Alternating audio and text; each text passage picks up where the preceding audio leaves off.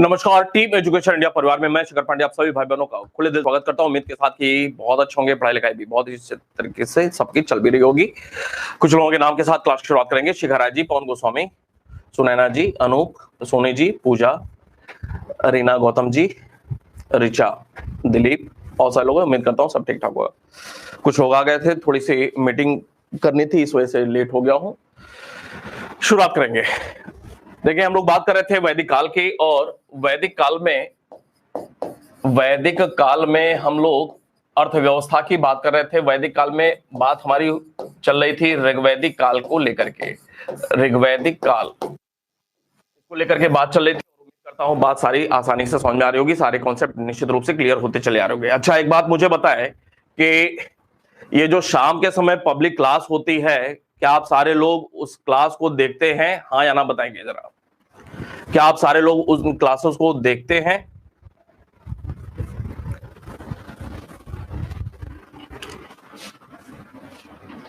जल्दी बताएंगे। शाम के समय जो ये पब्लिक क्लास होती है, क्या आप सारे लोग उन क्लासेस को देखते हैं और आंसर भी करते हैं या सिर्फ देखते देखते हैं? क्या आपको समझ में आता है उनकी जो प्रश्न टीचर्स वहां पे कराते हैं उसकी महत्ता क्या है, उसकी इंपॉर्टेंस ये समझ में आती है बातें? क्यों अनूप जी, क्यों नहीं देख पाते पूरा? देखें, क्लास में ये जो हम लोग पढ़ाई करते हैं ना, तो बहुत सारी चीजें आपको समझाना होता है। सारी की सारी चीजें ही क्रम से चलती हैं, लेकिन परीक्षा हॉल में कई बार आप देखते होंगे कि कुछ प्रश्न ऐसे मिल जाते हैं जो कि लगता है दुर्लभ प्रकार के हैं, न जाने कहां से उठा करके पूछ लिया है। ये जो प्रश्नोत्तर सेशन होता है ना, उसका उद्देश्य यही होता है कि आप जो कुछ पढ़ रहे हैं क्लास में, उससे संबंधित प्रश्न हो, आपका रिवीजन होता चला जाए। इसके साथ साथ जो कुछ अलग अलग विषयों के टीचर्स को इधर उधर प्रश्न दिखाई देते हैं अलग अलग सोर्सेज में, उन सारे प्रश्नों को भी वहां पे वो लोग शामिल कर लेते हैं, ताकि किसी भी टॉपिक से रिलेटेड आपकी एक बढ़िया तैयारी हो। और आप लोगों को यह बता दें कि न सिर्फ देखना बल्कि निश्चित रूप से आंसर भी टाइप करना बहुत अच्छा होता है। जो लोग सिर्फ देखते देखते हैं या फिर सोचते हैं कि अन्य लोग तो कर ही रहे हैं, हम देख लेते हैं सही उत्तर क्या है, वो गलत काम करते हैं। गलत ही सही, सही ही सही, लेकिन आंसर जरूर टाइप करना चाहिए, क्योंकि आप जब परीक्षा हॉल में जाएंगे तो गोला तो आपको करना ही पड़ेगा ना। वो टाइप करना, उस गोला करने की ही प्रैक्टिस होती है। समझ रहे होंगे मेरी बात को जी। तो ये ऐसा नहीं है कि ये टीजीटी पीजीटी के नाम पे हो रहा है, या फिर आईएएस पीसीएस के नाम पे, या नेट जेआरएफ के नाम पे क्लासेस थंबनेल में लिखा हुआ है।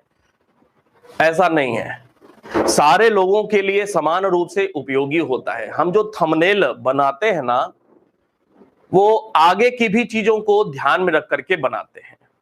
हमारा काम करने का तरीका ऐसा है ना कि एक बैच बहुत ही संतुलित तरीके से चल रहा हो, और आगे की भी रणनीति को ध्यान में रख करके वो थंबनेल हम यूज करते हैं। तो ऐसा नहीं है कि थंबनेल में नेट जेआरएफ लिखा हुआ है, आईएएस पीसीएस लिखा हुआ है तो आपके मतलब का नहीं है। नहीं, ऐसा नहीं। प्रश्न आपके मतलब के हैं, ठीक है? तो निश्चित रूप से आज से जी सारे लोग उन प्रश्नों को देखें और आंसर करने की कोशिश करें, बहुत यूजफुल है। अगर नेट की परेशानी होती है, बैलेंस खत्म हो जाता है, या फिर रोज का जो डेटा होता है वो फिनिश हो जाता है, तो थोड़ा सा उसके लिए उपाय कर लीजिए, ठीक है? थोड़ा सा उपाय कर लीजिए, क्योंकि आने वाले दिनों में आप देखेंगे 2-3-4 महीने की और बात होगी। 2-3-4 महीने में आपके पेपर्स होंगे और आपको पूरी तरह से तैयार होना चाहिए। जैसे अभी टीजीटी पीजीटी के नाम पे क्लासेस जा रही हैं शाम के समय,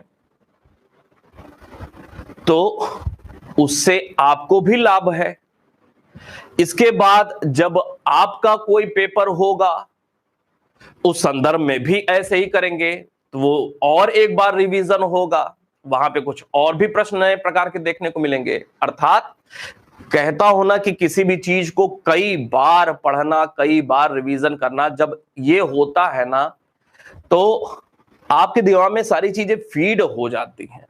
और जब तक ऐसा नहीं होगा तब तक परीक्षा पास करना आसान नहीं होता है। एक बार दो बार सिर्फ पढ़ लेने से काम नहीं चलता है। ठीक है, चले। आज की सुबह क्लास कौन सी नहीं चली ऋषिकेश जी? चले, अर्थव्यवस्था की बात कर रहे थे और आपको बताया हुआ था कि जो प्राथमिक पेशा था, प्राथमिक कहने का मतलब जो मुख्य पेशा था, थोड़ा सा 2 मिनट पिछली क्लास का रिवीजन कर लेते हैं। मुख्य पेशा जो था वो क्या था? इनका पशुपालन था। कि कब की बात हो रही है? ऋग्वैदिक काल की बात हो रही है। पशुपालन था और पशु ही इनकी मूल्यवान संपत्ति होते थे। संपत्ति क्या होता था इनका? तो संपत्ति ऋग्वैदिक काल में पशु होते थे। इसका मतलब अगर पेपर में यह पूछ लिया गया कि ऋग्वैदिक काल में ये जो संपत्ति होती थी क्या भूमि संपत्ति होती थी? क्या उत्तर होगा? नहीं, ऋग्वैदिक काल में भूमि संपत्ति नहीं होती थी। जमीन की लड़ाई नहीं होती थी। क्यों नहीं होती थी? क्योंकि इनका रहन सहन कैसा था? अस्थाई प्रकार का था। एक कॉन्सेप्ट याद रहेगा, ऋग्वैदिक काल में संपत्ति भूमि नहीं होती थी क्योंकि एक जगह तो ये रहते ही नहीं थे, ये लगातार आगे बढ़ते जाते थे और बढ़ भी कहां रहे हैं? पूर्व की ओर और थोड़ा सा दक्षिण की ओर। तो भूमि की लड़ाई थी ही नहीं। ये जो लड़ाई होती थी, अगर यह भी प्रश्न पूछ लिया गया कि ऋग्वैदिक काल में जो संघर्ष होता था बेसिकली किस चीज के लिए होता था, तो भूमि के लिए नहीं बल्कि ये पशुओं के लिए संघर्ष होता। और पशु में भी सबसे महत्वपूर्ण पशु कौन थी? गाय थी। और गाय की महत्ता 2 प्रकार से आपको बताया था, धार्मिक महत्ता भी थी, आर्थिक महत्ता भी थी। और गाय की महत्ता इतनी ज्यादा थी कि बहुत सारे ऋग्वेद में बहुत सारे शब्द ग या गो से आरंभ होते हैं। ग या गो ये क्या है? ये गाय को ही दर्शाता है। गोधूली, गवयुति, दुहिता या दोहित्री आदि आदि बहुत सारे शब्द हैं। गविष्ठी, गवेषणा, गोमत, गोपति, ये सारे शब्द गाय की महत्ता को ही दर्शा रहे हैं। तो ये बात हुई पिछली क्लास तक की। अब बात करेंगे आगे। इस काल की अर्थव्यवस्था का जो द्वितीयक पेशा था, द्वितीयक पेशा कह ले या कम महत्वपूर्ण दूसरा कार्य जो था, पशुपालन के बाद दूसरा जो कार्य था, आर्थिक गतिविधि थी, वो क्या थी? वो थी कृषि। कृषि का महत्व कम था क्योंकि घुमक्कड़ किस्म के लोग थे, एक जगह रुकते नहीं थे। लेकिन ऋग्वैदिक काल का अंत होते होते थोड़ा सा अब ठहराव आता है। ऋग्वैदिक काल का समय 1500 ईसा पूर्व से शुरू होता है और 1000 ईसा पूर्व तक चलता है। कुल 500 वर्षों का यह समय काल है। और ऋग्वैदिक काल का अंत होते होते अर्थात लगभग 1000 ईसा पूर्व तक पहुंचते पहुंचते 1100 1000 ईसा पूर्व तक पहुंचते पहुंचते अब इनके संस्कृति में, इनके लाइफ में थोड़ा सा ठहराव आना शुरू होता है। तो अब कृषि के भी कुछ साक्ष्य मिल रहे हैं, लेकिन कम है। ऋग्वेद में कम साक्ष्य हैं। ऋग्वेद में कुल 10,462 या मोटे तौर पे 10,500 या 10,600 श्लोक या मंत्र हैं। और 10,500 या 600 मंत्रों में से मात्र 24 श्लोक में कृषि संबंधी शब्दों का उल्लेख है। कृषि संबंधी शब्दों का उल्लेख देखने को मिलता है। कितने? मात्र 24 श्लोकों में। 10,500 में से सिर्फ 24, कितना कम है।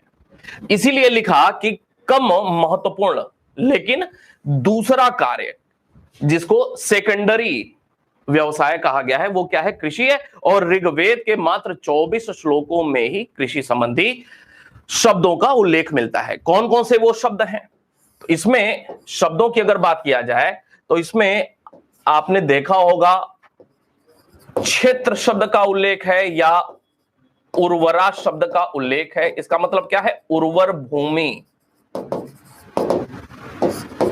धान्य शब्द का उल्लेख है। धान्य का मतलब है अनाज। धान्य का मतलब है अनाज। और अनाज में सिर्फ एक अनाज यव शब्द का उल्लेख है। अब पेपर में कई बार रिपीटेशन है, पेपर में कई बार प्रश्न पूछा गया है कि ऋग्वेद में कितने अनाजों का उल्लेख है? तो सिर्फ एक अनाज का उल्लेख है। वो कौन सा एक अनाज है? यव शब्द का प्रयोग किया गया है। यव का मतलब क्या है? जौ। यव का मतलब जौ। अर्थात ऋग्वैदिक काल के जो आर्य थे वो सिर्फ एक अनाज के विषय में जानते थे, वो है यव, जिसका मतलब है जौ।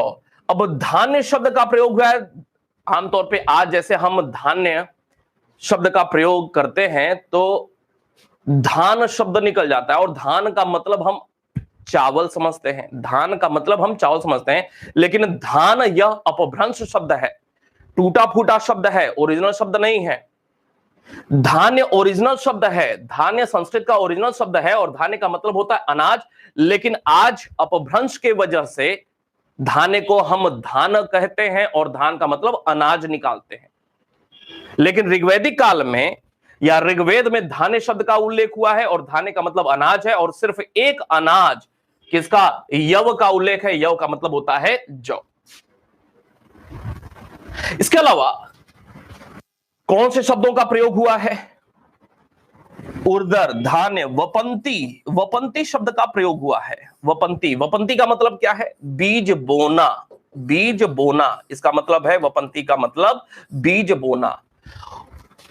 क्षेत्र या उर्वरा शब्द का प्रयोग हुआ है। धान्य शब्द का भी प्रयोग हुआ है। वपंती शब्द का प्रयोग हुआ है। इसका मतलब क्या है वो आप लगातार देखते जा रहे हैं। वपंती के अलावा यहां पे लांगल शब्द का प्रयोग हुआ है। ये सब मतलब क्या है निश्चित रूप से जानना है।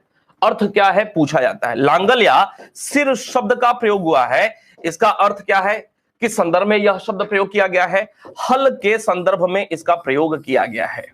लांगल या सिर का मतलब हल। इसी कड़ी में यहां पे किनाश शब्द का प्रयोग हुआ है। किनाश, किनाश, किनाश का मतलब क्या है? किसान के संदर्भ में किनाश शब्द का प्रयोग हुआ है। किसान के लिए किनाश शब्द का प्रयोग हुआ है, याद रहेगा। ठीक है भाई।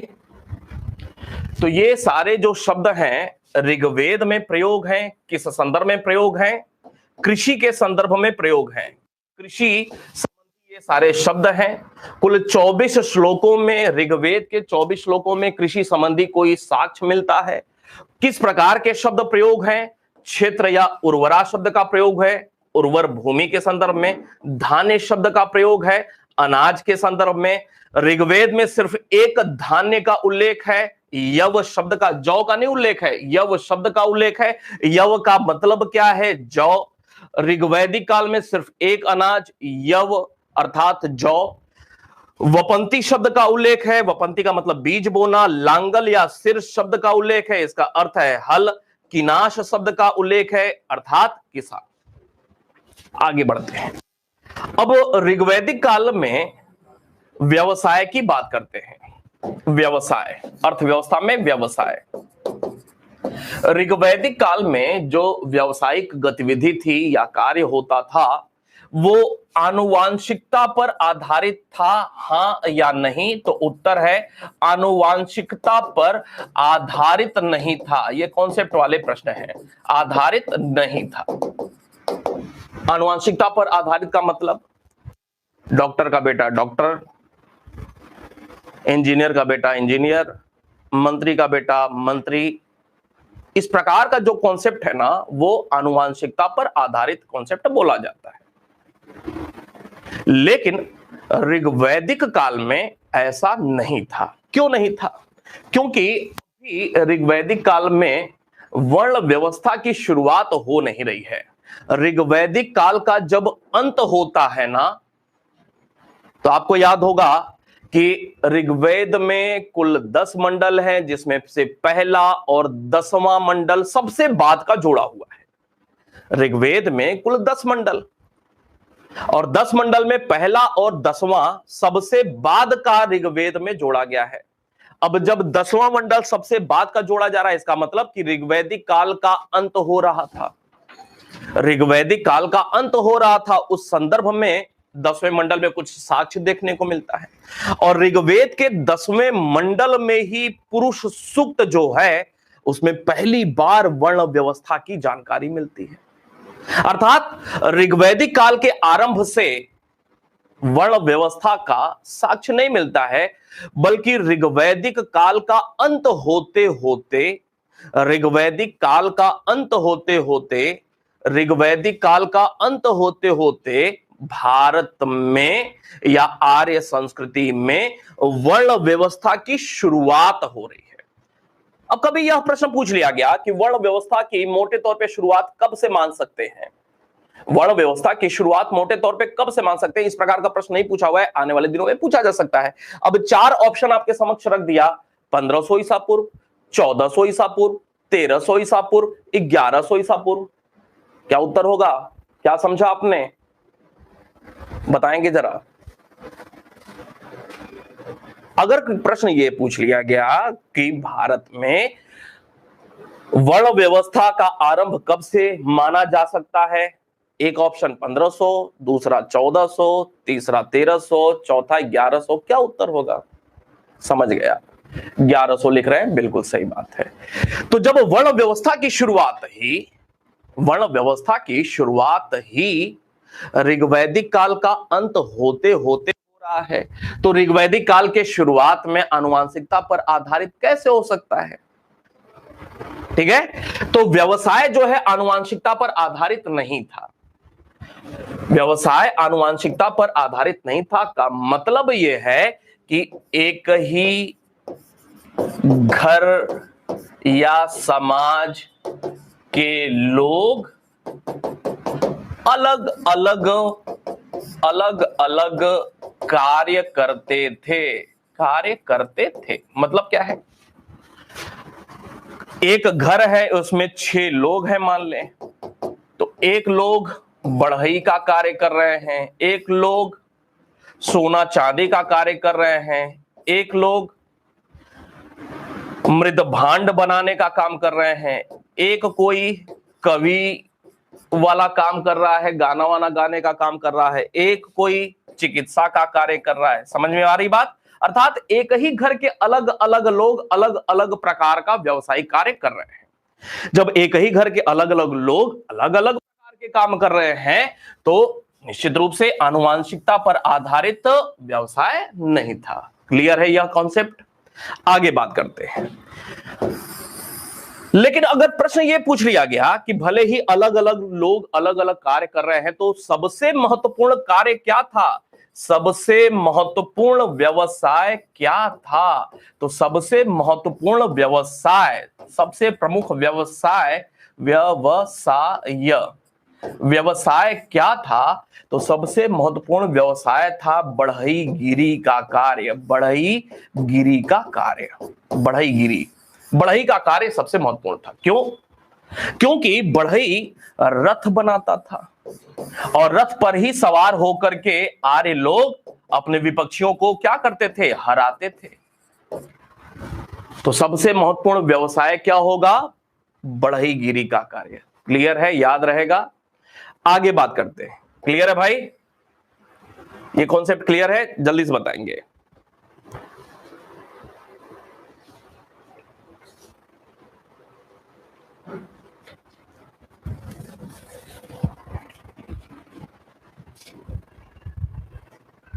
ठीक है, बढ़ई का।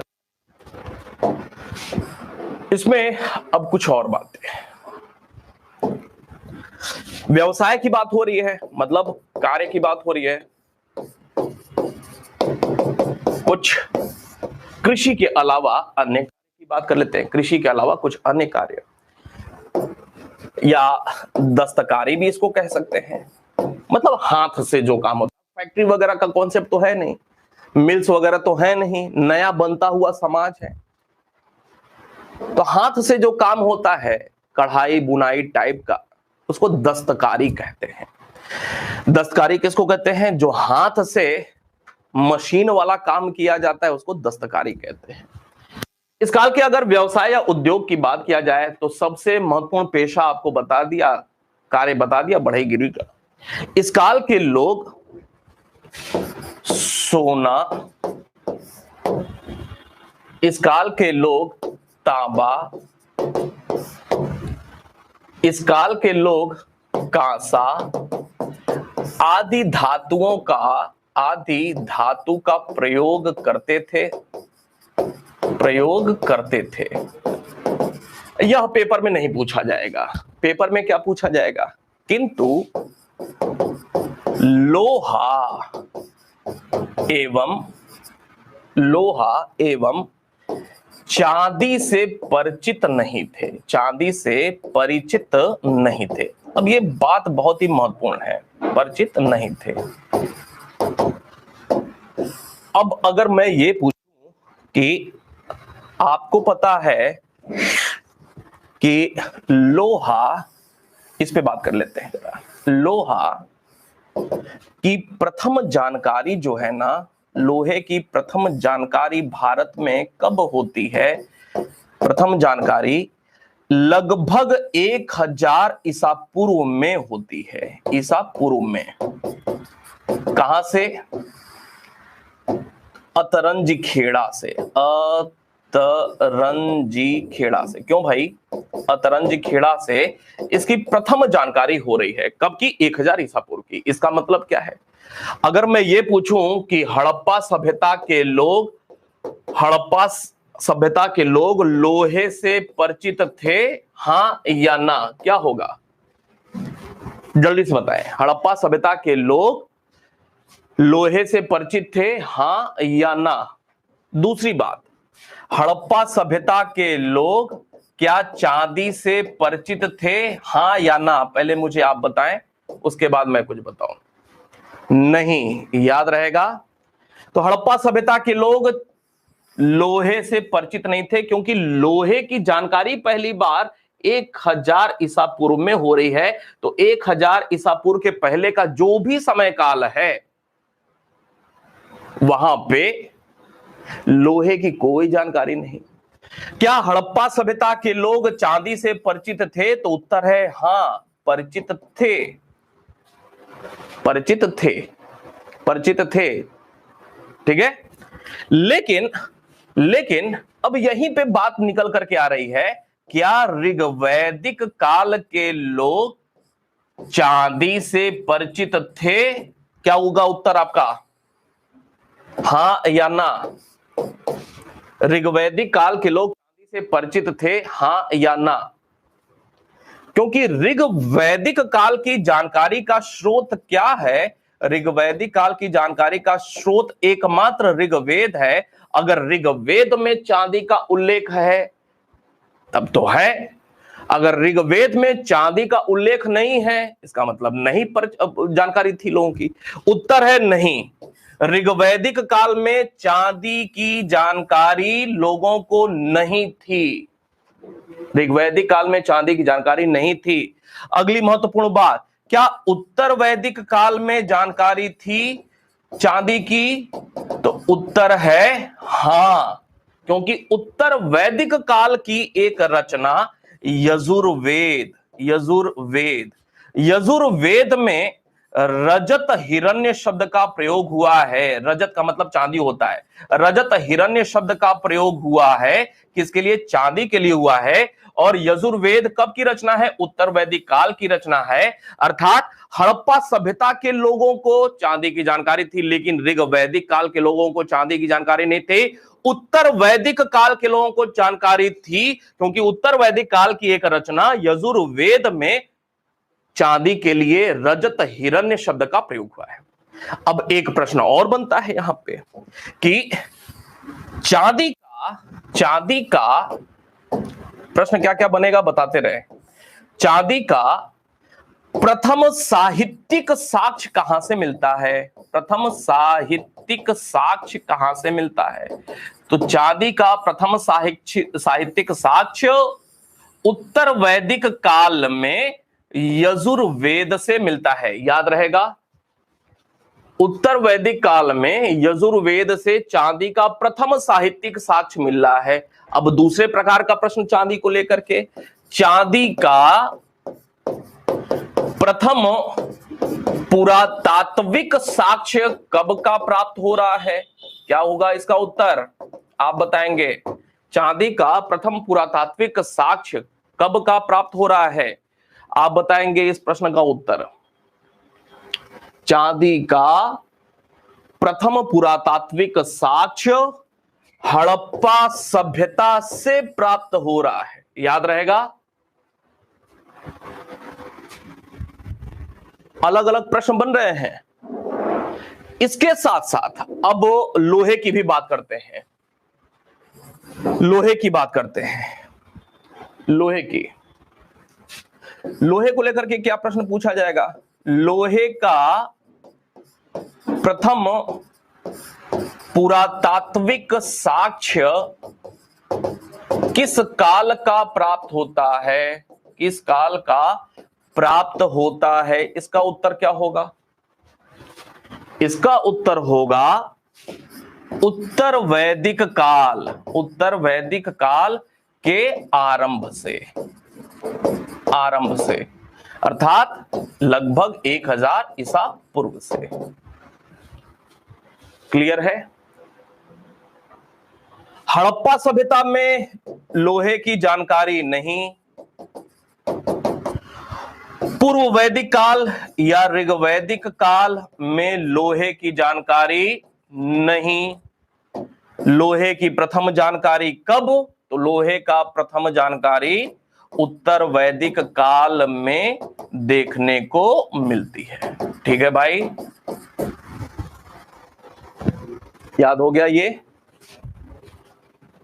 चले, ये याद हो गया आपको। इतने प्रकार के प्रश्न बनते हैं। आगे बात करते हैं। बात हो रही थी हमारी कि इस काल में लोग किन धातुओं से परिचित थे या किन धातुओं से परिचित नहीं थे। तो लोहा और चांदी से ये लोग परिचित नहीं थे, पूर्व वैदिक काल के लोग। दूसरी महत्वपूर्ण बात, क्लियर है भाई? क्लियर है? आगे बढ़े।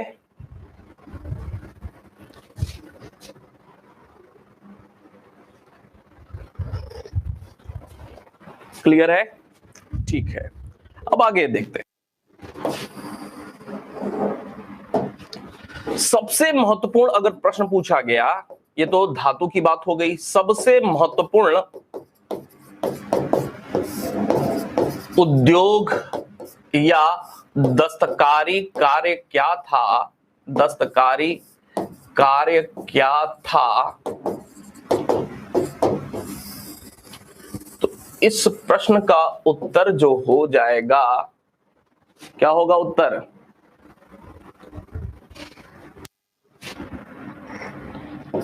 आपको बताया एक चीज बढ़ईगिरी, ठीक है, बढ़ईगिरी, यह व्यक्तिशः बात हो गई, व्यक्तिशः। लेकिन अगर संस्थागत बात किया गया, संस्थागत, तो इस प्रश्न का उत्तर हो जाएगा वस्त्र उद्योग, अगर औद्योगिक कार्य की बात हो रही है तो। वस्त्र उद्योग, अगर उद्योग पूछा गया, उद्योग पूछा गया तो आप लगाएंगे वस्त्र उद्योग। और अगर व्यवसाय पूछा गया, व्यवसाय, तो बढ़ईगिरी। याद रहेगा, दो अलग अलग प्रकार के प्रश्न पूछे जाएंगे। अब जब वस्त्र उद्योग की बात हो रही है, कहां कहां लोग कंफ्यूज होते हैं वो सारी बातें बताते चले आ रहे हैं। अगर बात हो रही है वस्त्र उद्योग की, वस्त्र उद्योग की बात अगर हो रही है तो प्रश्न पूछा जाएगा वस्त्र किसके बनते थे? किसके बनते थे? तो ये ऊन का बनता था, यह रेशम का बनता था वस्त्र, जो लोग पहनते थे कपड़े किस किस चीज का बनता था? ऊन का बनता था, रेशम का बनता था, इसके अलावा किस चीज का बनता था? तो पेड़ की छाल बनता था, पेड़ की छाल, पशुओं की छाल, पशुओं की खाल कह ले या छाल पेड़ की हो गया। इसका यह जो वस्त्र बनता था वही लोग उस समय काल में पहनते थे। अब ये जो ऊन लिखा हुआ है ना, ऊन, ऊन कहां से होगा? गांधार। इसमें ऊन कहां से होगा? ऊन पैदा होता है भेड़ से। तो एक प्रश्न बनेगा कि ऋग्वैदिक काल में या वैदिक काल में कहां की भेड़ें फेमस थीं? तो गांधार प्रकार की, गांधार क्षेत्र की भेड़ अपने ऊन के लिए फेमस थीं, याद रहेगा। गांधार क्षेत्र की भेड़ अपने ऊन के लिए फेमस थी, याद रहेगा गांधार क्षेत्र। बताएं, ऊन भेड़ से प्राप्त हो रहा है और ऋग्वैदिक काल में या वैदिक काल में किस क्षेत्र की? तो गांधार क्षेत्र की, याद रहेगा। चले अब एक और महत्वपूर्ण बात, कपड़ा जैसे आज हम लोग पहनते हैं, अधिकांशतः बहुत अलग अलग प्रकार के धागे के ये कपड़े बनते हैं। तो एक प्रश्न बनता है, सर्वाधिक लोग जाते दुकान पे क्या कहते हैं कि हमें कॉटन का चाहिए पैंट, कॉटन का चाहिए शर्ट। कॉटन मतलब कपास, ठीक है। एक प्रश्न बनता है, क्या ऋग्वेद में कपास का उल्लेख है? उत्तर है नहीं, ऋग्वेद में कपास का उल्लेख नहीं है, याद रखना है। यही सारे प्रश्न पूछे जाएंगे। इसका मतलब कि जब ऋग्वेद में कपास का उल्लेख नहीं है, हड़प्पा सभ्यता के लोगों को जानकारी थी, हड़प्पा सभ्यता के लोगों को कपास की जानकारी थी, लेकिन ऋग्वेद में उल्लेख नहीं है। और ऋग्वेद में उल्लेख का मतलब कि पूर्व वैदिक काल या ऋग्वैदिक काल के लोग क्या कपास से परिचित थे? तो उत्तर होगा नहीं, नहीं परिचित थे, परिचित नहीं थे। अगर परिचित होते तो निश्चित रूप से कपास शब्द का उल्लेख होता। हड़प्पा सभ्यता के लोगों को कपास की जानकारी थी, लेकिन पूर्व वैदिक काल के लोगों को कपास की जानकारी नहीं है। तो हड़प्पा सभ्यता के बाद दोबारा कपास की जानकारी कब होती है? तो उत्तर वैदिक काल में। अभी जब हम पढ़ेंगे ना परसों उत्तर वैदिक काल में जानकारी थी, जानकारी हो गई थी किसकी? कपास की, लेकिन पूर्व वैदिक काल में जानकारी नहीं थी। क्लियर है भाई? क्लियर है? जल्दी बताएं।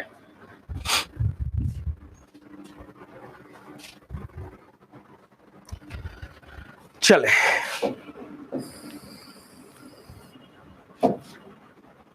धातु की बात ऊपर किया। धातु में लोहा एवं चांदी को छोड़कर अन्य धातुओं से परिचित थे। ये लोग धातु से परिचित थे, ये अपवाद है, याद रखना है। लोहा और चांदी से परिचित नहीं थे।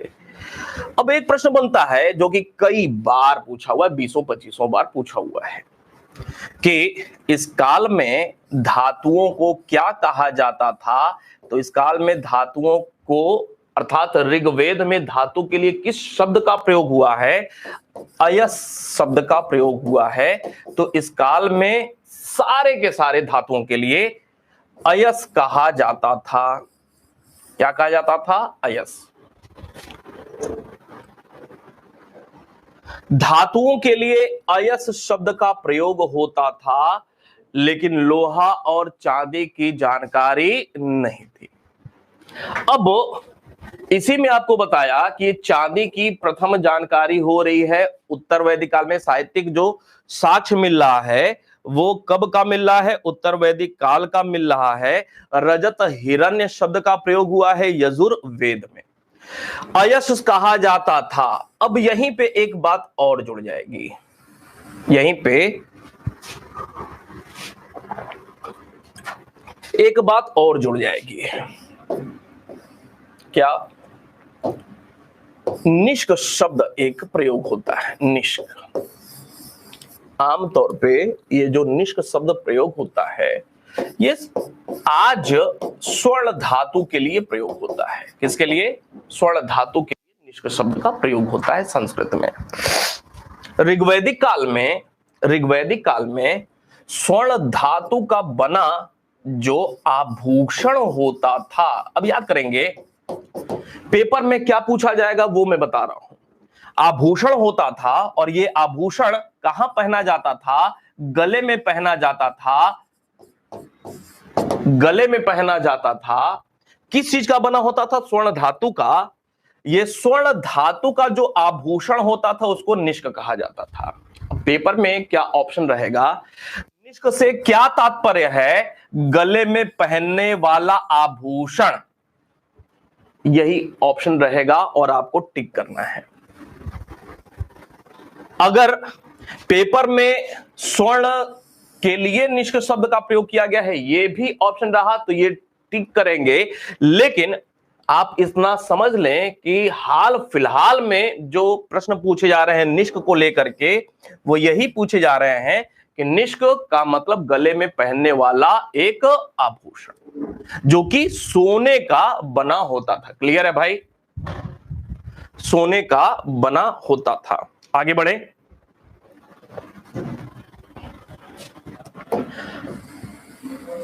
उद्योग हो गया, कृषि हो गया, पशुपालन हो गया, तो एक प्रश्न बनता है व्यापार।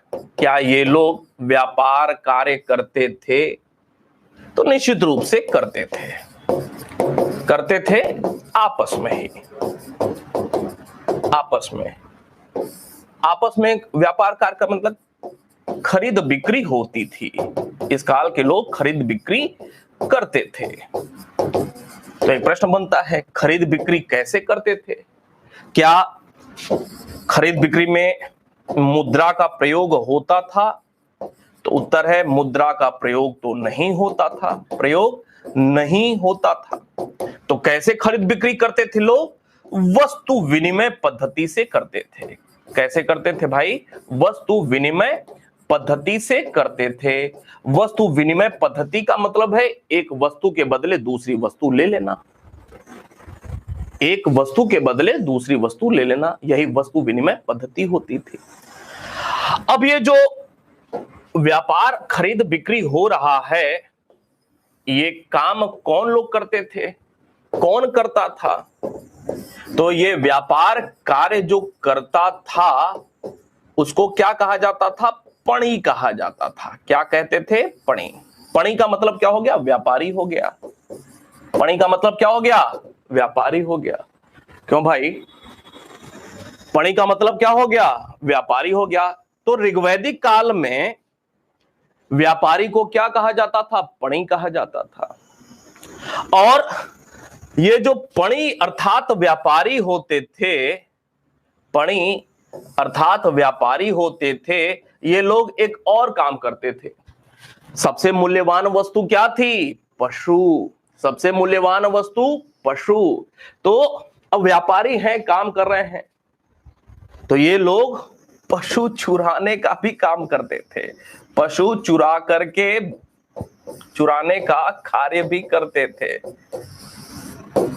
कौन करता था? पणी लोग करते थे, अर्थात व्यापारी लोग करते थे। चुरा लिया किसी से और किसी दूसरे वस्तु के बदले बेच दिया उसको। संघर्ष भी हो गया दो कबीलों में। ठीक है? तो ये लोग इस प्रकार की बातें किया करते थे। तो अर्थव्यवस्था वाला हमारा काम कंप्लीट हुआ। उम्मीद करता हूं बहुत मौज मस्ती में बात समझ में आ गई होगी, हंसते खेलते। कल फिर हम लोग पढ़ेंगे इस काल का राजनीतिक जीवन कैसा था, राजनीतिक जीवन कैसा था। क्लियर है? क्यों भाई, बात अच्छे अच्छे समझ में आ गई सारी, हंसते खेलते?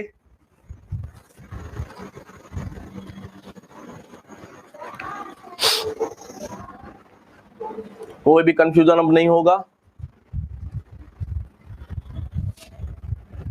हाँ योगिता जी, वो अथर्ववेद भी बताया है, फिलहाल उसका संदर्भ दूसरा है। अभी मुझे वहां पहुंचने दीजिए, उत्तर वैदिक काल में पहुंचे तब 5 मिनट बताएंगे उसको।